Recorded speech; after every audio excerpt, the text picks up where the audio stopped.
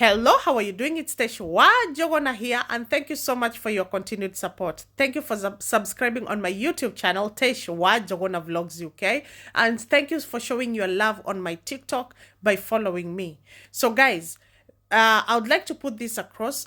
If you want to talk to me, please look for me on Teshua Jogona on Facebook, Teshua Jogona on Instagram. It is Teshua Jogona on all social media handles. I do not give my contact, or I do not have a number that I can share with you. And this number is just for safety. The reason why I don't give it out, it's for safety and also for making sure that you guys are not scammed, because scammers use everything in their possession to just, So anyway, you can reach me that way, because we can also voice note and we can also do messenger calls. Anywho, my point, my aim, the aim of this video today is to, go through what it takes for an employer to get you here as a worker. Yeah? Either as a skilled workers, on a skilled workers visa, or on a health and care workers visa.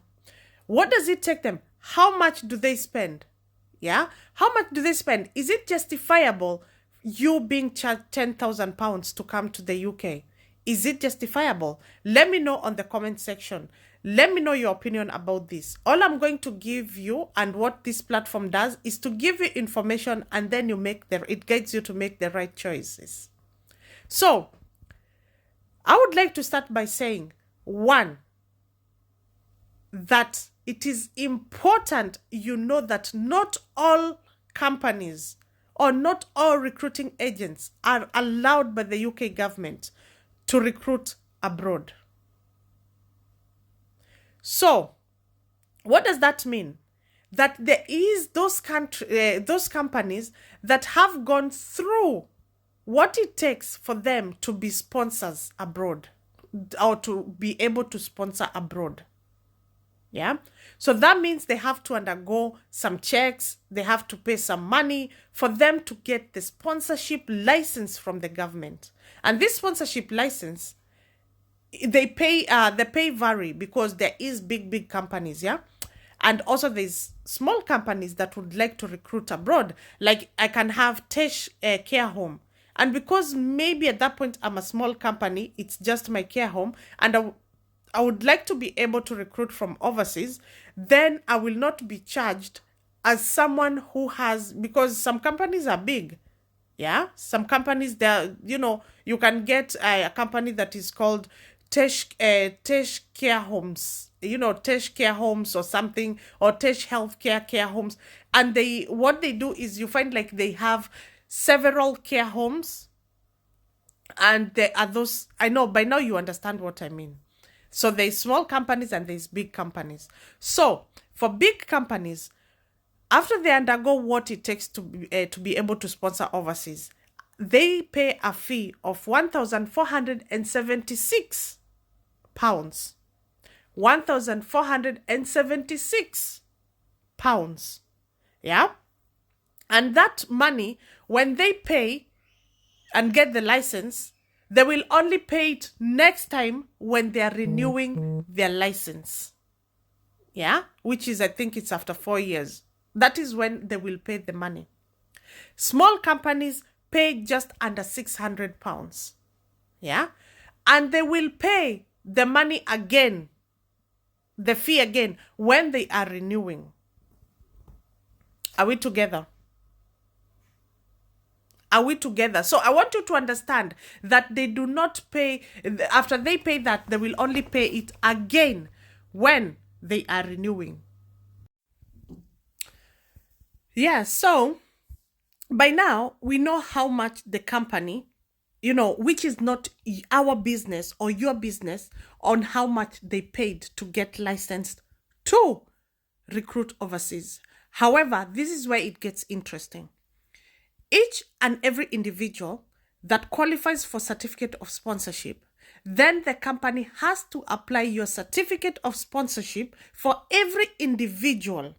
Yeah, for every individual they want to bring abroad, and it is £199. pounds.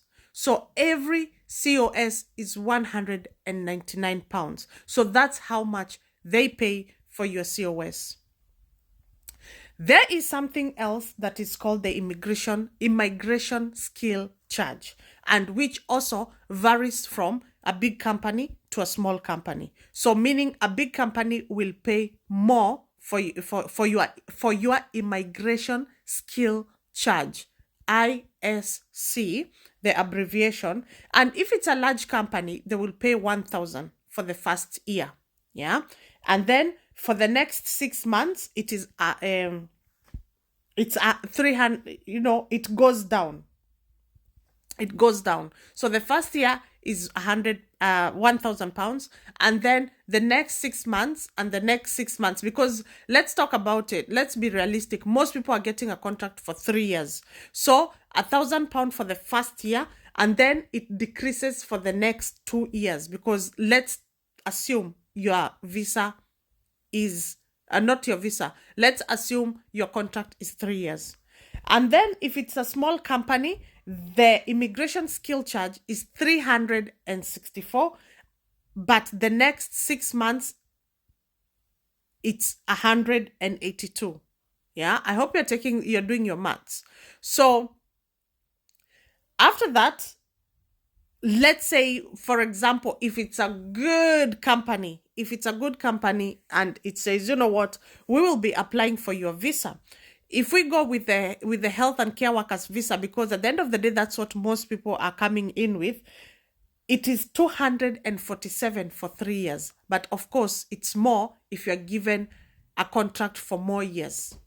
Yeah, 247. However, let's be realistic. Most people are required to pay for their own visa. Yeah, so it is you who will be paying for your visa. It is you who will be paying for your TB test, your else, your plane. Most of the time, it's you who pays for it, unless you have a different agreement with your employer. So by now, you can see everything that your employer is, the things that your employer is paying for you. That is the immigration skill charge and your not your else, the immigration skill charge and your COS is nowhere close to even 4,000. Yeah. So that means, and remember, they're supposed to apply for you, and they're not supposed to pass the charge. Yeah. The money that they charge you, or they will tell you, we are paying for your COS, it is for your immigration skill charge. They're not legally, it's the company that's supposed to pay. But anyway, agreements are different. But I just want to show you how much they actually pay to the immigration. Yeah. So that you can make that decision if really it is justifiable you paying 10,000. Yeah. Remember, for them to be licensed, you have nothing to do with it. So the money they pay to be licensed, I believe every company has a license for something, and there's no even a restaurant, they have license, they pay a license. If you pay a license for something, if I came in to eat, I will only pay for what I've eaten, not paying for your license, or I will not be paying for the rent of where the restaurant is. Am I making sense? So anyway, when you are applying for your COS, it is important to have an agreement with your employer if they are going to tick that they are going to pay for your needs for the first 1 month until you get your wage. If not, then when you're applying your visa, you will need to show proof of funds of 1,270 pounds in your account for the last 28 days. Yeah. So that it shows that you are able to take care of yourself for 1 month until you get your wage. Guys, I hope this video will help someone out there.